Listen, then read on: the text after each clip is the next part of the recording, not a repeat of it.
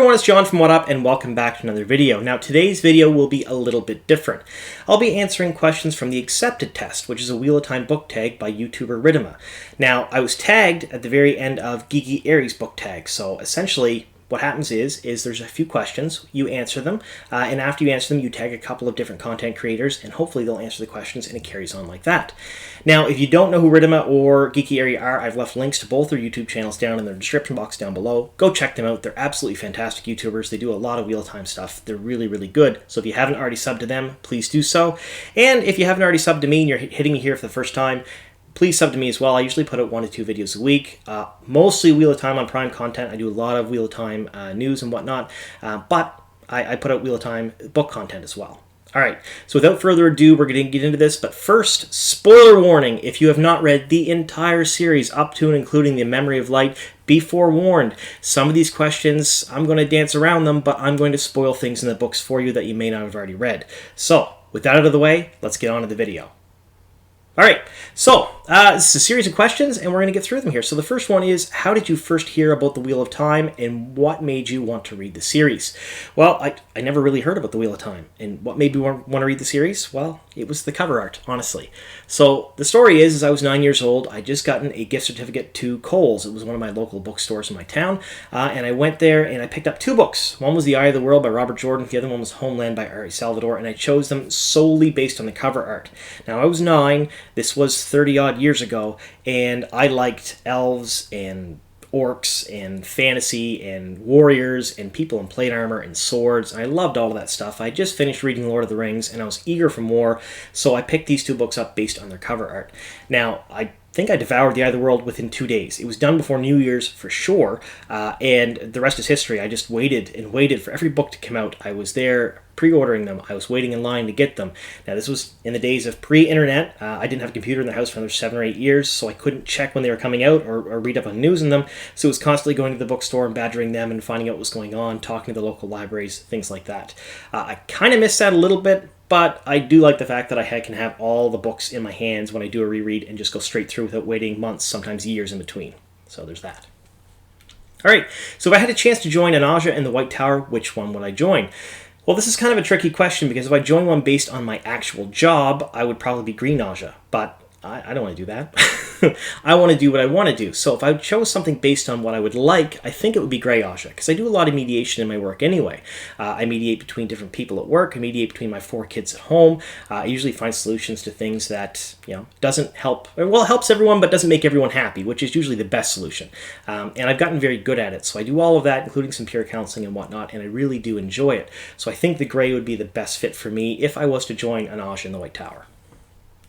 Alright, what's my favorite piece of lore or world building? Now, this question is a little bit difficult because my answer really has something to do with that's not in the books much at all, and that's the Sharans. So the Sharans are so interesting to me. I really, really loved them when they showed up in the books. They were mentioned a couple times throughout the series, just in passing, so you learned a little bit of information about them, and I remember looking at the maps in the Robert Jordan's World of Wheel of Time and reading the blurbs in there, and just being fascinated with that world, that part of the world, and never really getting to read much about it. So I always wanted to know more, and it wasn't until one of the short stories came out recently by Brandon Sanderson that showcased Demandred and how he got his TER'ANGREAL that we really saw some more of the Sharans, and that made me hungry for even more. That little blurb, that little short story that came out there, which I've left a link to the wiki down below. If you don't know what it is, you can read the description of it there.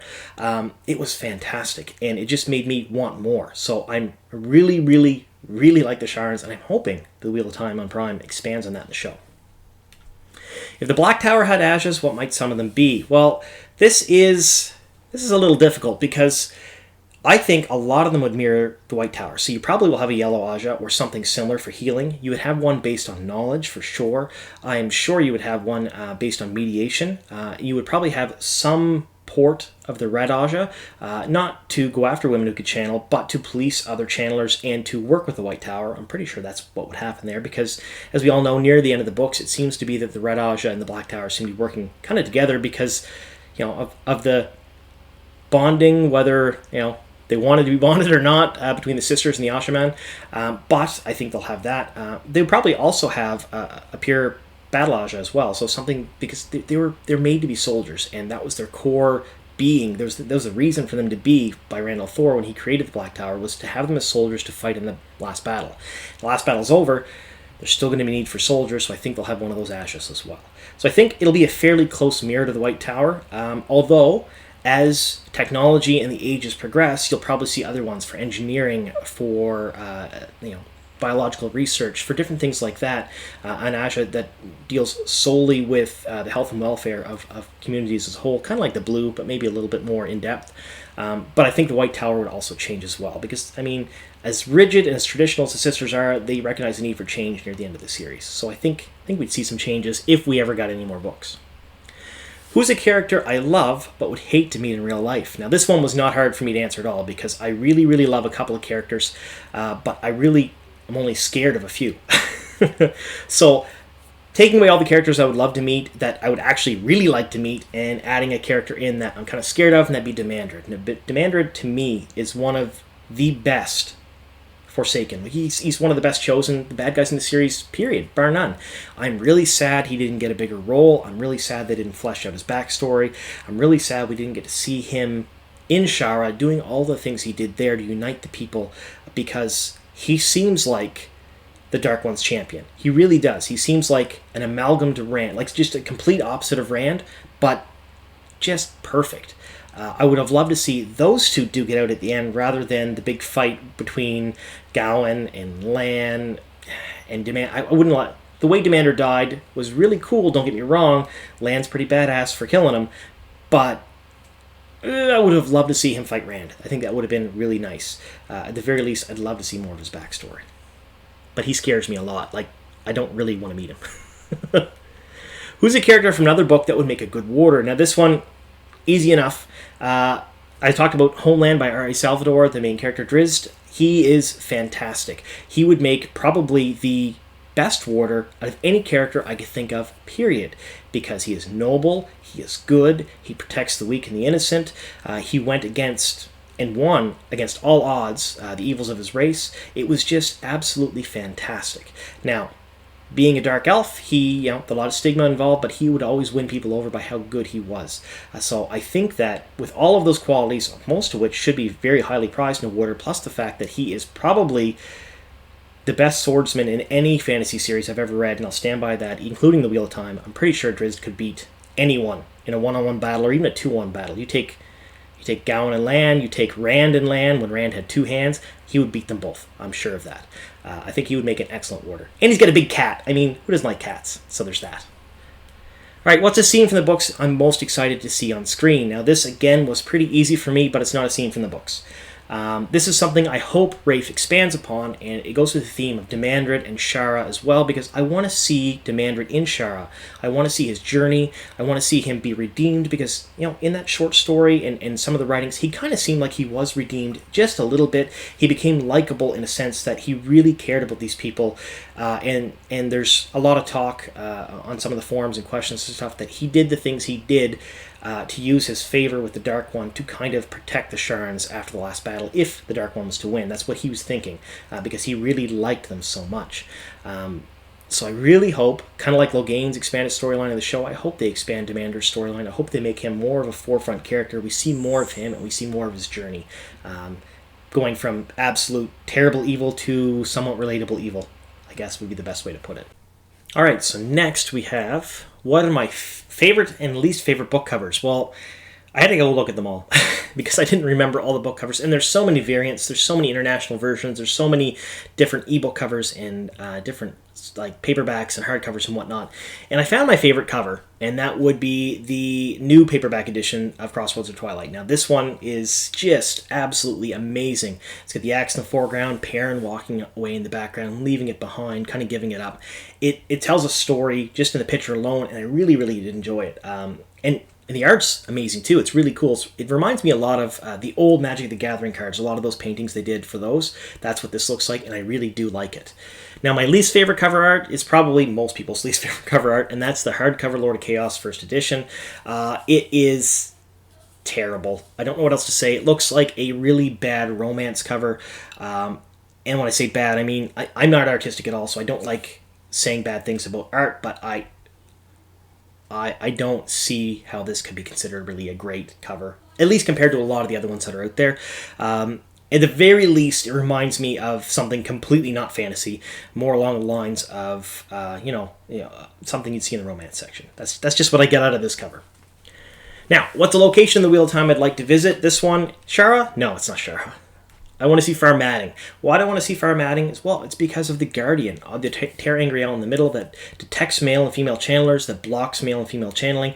I think that is absolutely amazing. I think it's really, really cool. I'd like to see that. I'd like to see the Council. Now, we only got to see Far Madding for a little bit in the books. It did factor very heavily into Rand's plotline for a little bit, and I'm saying just a smidge, but I would love to have seen more there because of the culture and because of the people there and what they do, and especially how they handle channelers. It was super cool. Now, if I could make my own TER'ANGREAL, what would it look like and what would it do? Well, this one was pretty easy for me. It'd be a platinum ring, so something very small and discreet you could wear that would ease anxiety and pain. Now, a lot of people I know have anxiety, a lot of people I know have chronic pain, and including myself from some past injuries. So it would be really cool to have something that would ease all of that is very discreet, that people wouldn't really know about, didn't have any side effects, and let you live more of a normal life.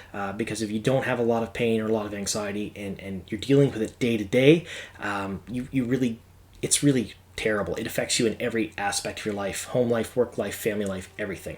I think this would be a benefit to a lot of people in the world, and let's be honest, I'd use it too. I really would. What's another book or series you think Wheel of Time fans might like? This one was kind of hard because there are so many good fantasy series, and I almost went with sci-fi or something a little bit different. But I know that a lot of people who read the Wheel of Time strictly like just fantasy, and they're not big fans of other genres.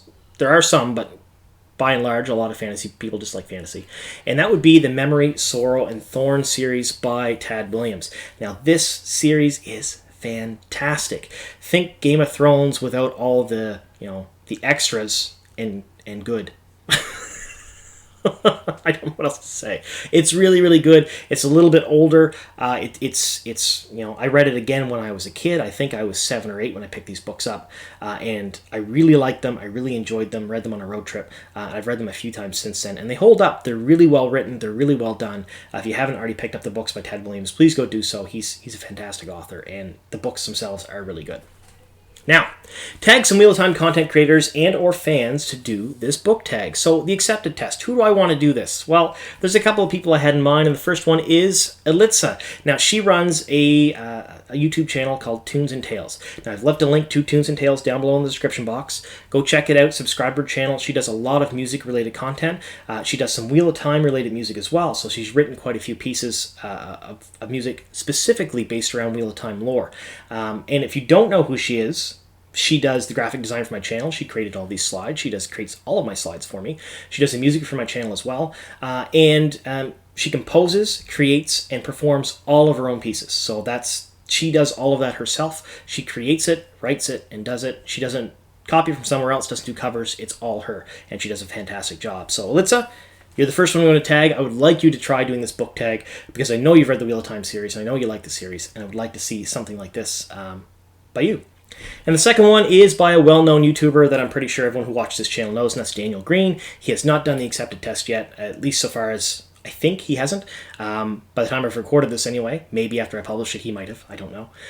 But if he hasn't done it yet, Daniel Green, I'm going to tag you in this on Twitter and a few other places. Link to Daniel Green's channel is down below in the description box. Like I said, if you don't already know who he is, he runs a YouTube channel that is basically fantasy news. He does a lot of Wheel of Time content, but he does a lot of content around everything.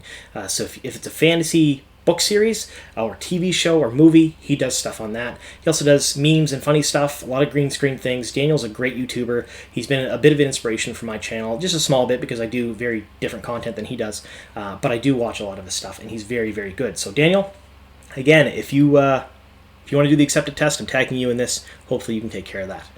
All right, so that's the end of the accepted test. I hope you guys enjoyed my answers. It did take quite a bit of time for me to come up with a lot of them. I know during the video it's like, oh, that's easy, that's easy. That wasn't really easy. There was so much to choose from. Wheel of Time is such a big and varied world that there's so many things that you could have put in this, but I put what I did. All right, well, thank you so much for watching through here to the very end, and here's to many more.